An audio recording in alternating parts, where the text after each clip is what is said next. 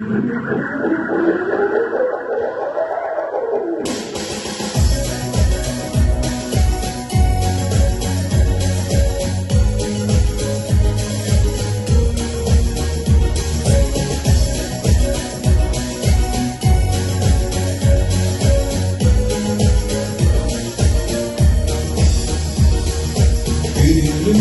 göllerde, günler giylet günlerde, kılgız kayınlar duygular.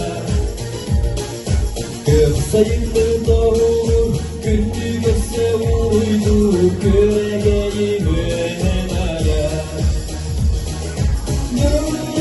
Yıllar sirkesi soğudun, göz tübet güvebeyete.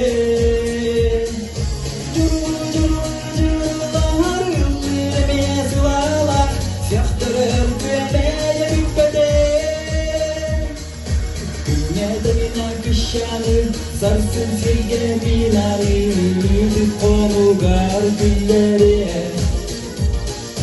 En ürever bilgene ruhlar dağlarken bilge, tapta güneden bilinim. Yürürler doğumlar, ol güz kader tırlar bin.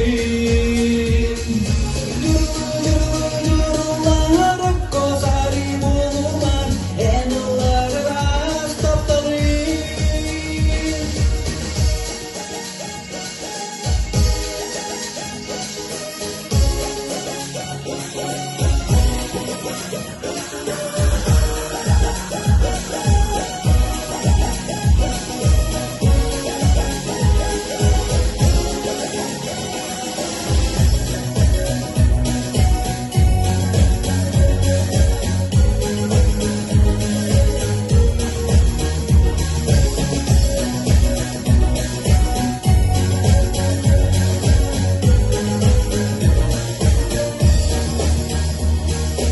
Yürüyürdüz göllerde, günler gibi günlerde, kılgız kayınlar doydu bahar.